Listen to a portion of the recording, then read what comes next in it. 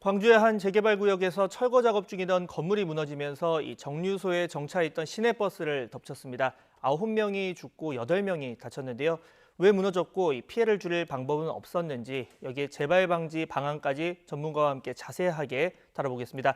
송창영 광주대 건축학부 교수 전화로 연결해 보겠습니다. 교수님 잘 들리시죠? 네, 안녕하십니까? 네, 안녕하세요.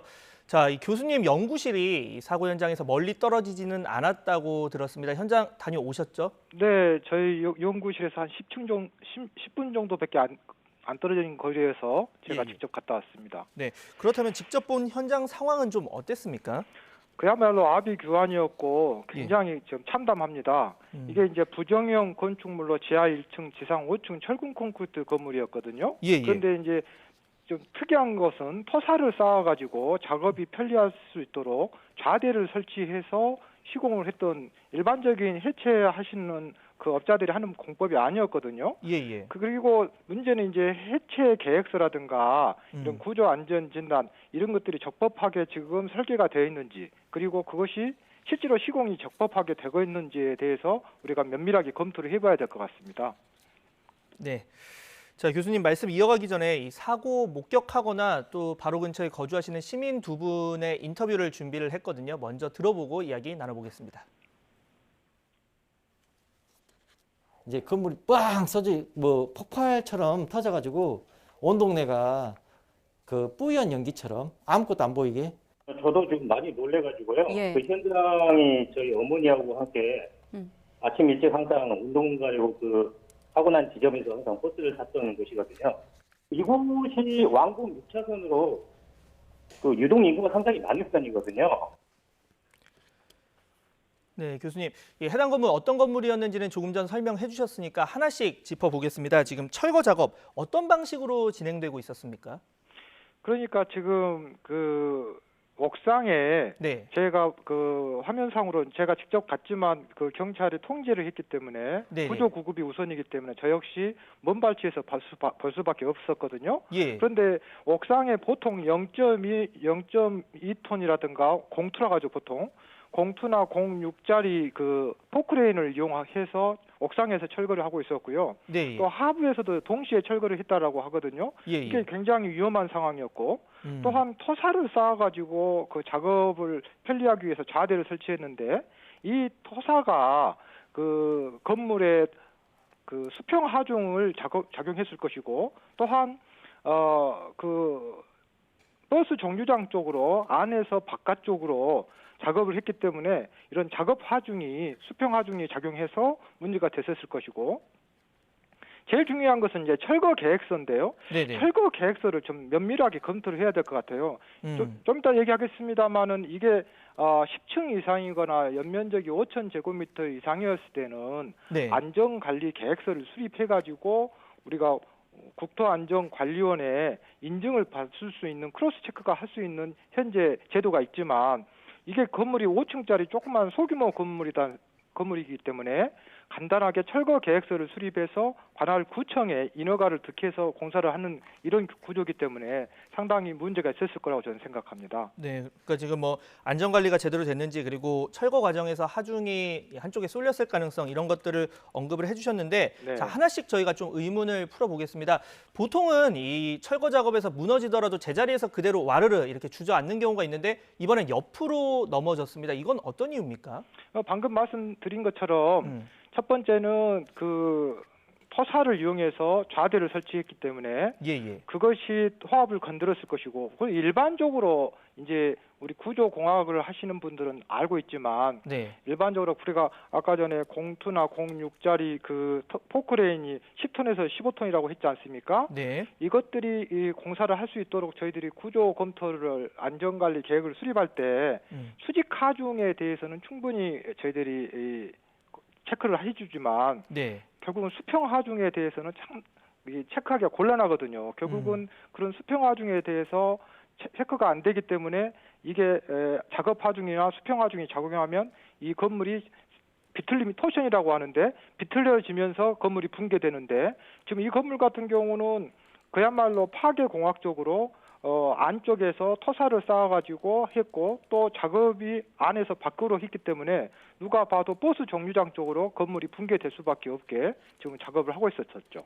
제가 몇 가지 정리를 좀 해보면 지금 말씀을 그러니까 직접적으로 무너진 원인이 뭐 철거업체가 건물 무게 지탱하는 부분을 먼저 철거해서 불균형이 일어났을 가능성이 있겠고 또 하나는 뭐 철제 기둥을 세워서 이 건물 무게를 지탱해야 하는데 그러지 못했을 가능성도 있습니다. 하나는 또 이 철거된 콘크리트 잔해가 남아서 이 수평 균형을 무너뜨렸을 가능성 이런 것들이 지금 조사가 되고 있는데 방금 교수님 말씀을 들어보니까 그렇다면 이 철거 작업에 어떤 문제가 있었을 가능성이 뭐 좀 크다. 앞으로 경찰 조사 과정을 좀 지켜봐야겠지만 뭐 이런 말씀이시죠? 이게 지금 철거라고 하는 것이 굉장히 복잡 다양한 굉장히 구조공학적으로 저희들 엔지니어링적으로요.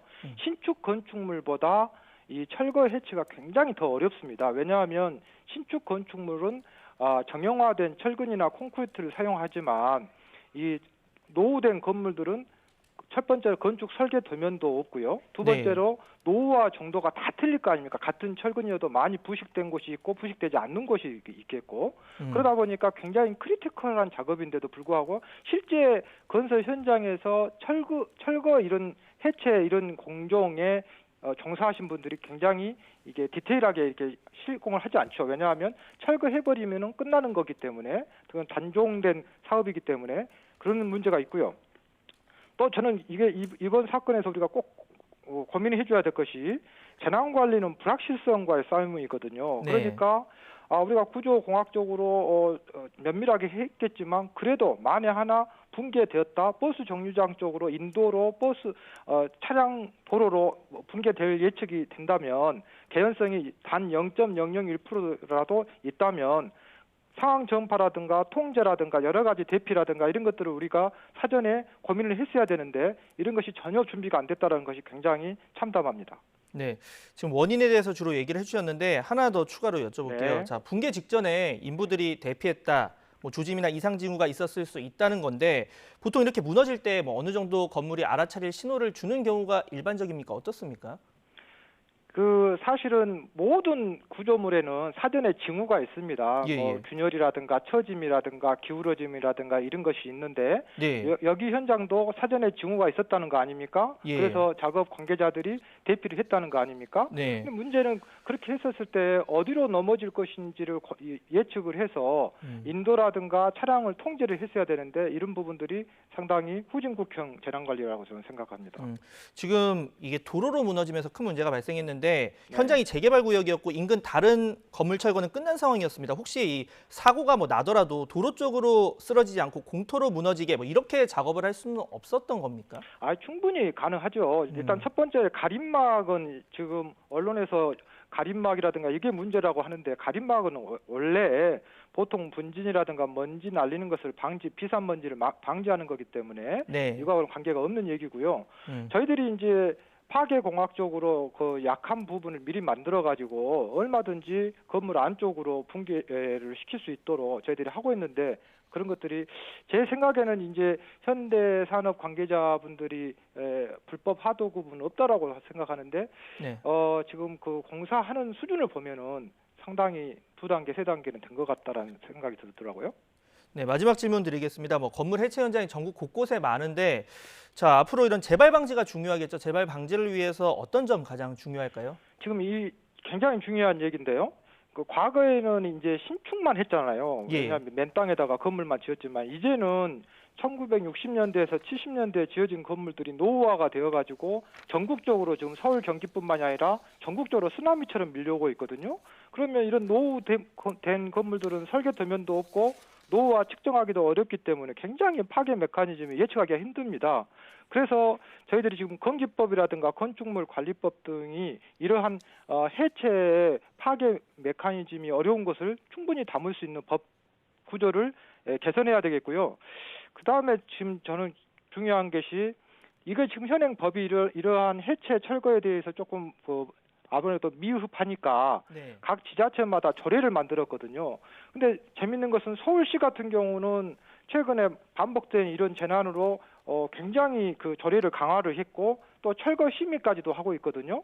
그래서 지금 해체하시는 분들 얘기 들어보면 서울시에서는 조금 너무 깐깐해서 해체 작업 사업하기 힘들다 할 정도로 원래 재난 관리는 그렇게 깐깐해야만이 안전한 거 아니겠습니까? 네, 맞습니다. 그다음에 또 꼭 제가 이 시간에 말씀드리고 싶은 게 이런 현장에 다산 정약용 선생께서 그 재난이 생기고 난 후에 그 은혜를 갚는 것보다 그 재난이 생기지 않도록 하는 것이 훌륭한 몸민간이라고 했지 않습니까? 예. 결국은 우리 행정이 이러한 재난이 생기지 않도록 안전 감찰팀을 전국의 17개 광역 시도에다가 만들어놨거든요. 네. 그런데 이 안전 감찰팀이 소위 검찰청이나 경찰청처럼 실제로 그 구조 안전을 제대로 알아가지고 점검을 해야 되는데 안전 감찰팀이 너무 인원이 적거든요. 광주시만 하더라도 지금 팀장 포함해서 한 3명에서 4명인 걸로 알고 있거든요. 예.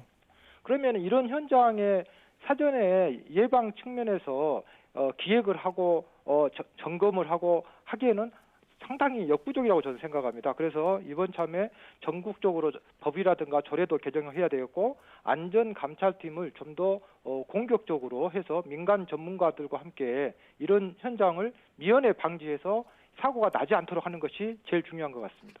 네. 자, 교수님 오늘 연결 감사드리고요. 지금까지 이 건축 그리고 방재 관련 전문가 송창영 광주대 건축학부 교수 연결해서 관련 내용 들어봤습니다. 오늘 말씀 감사합니다. 네, 고맙습니다.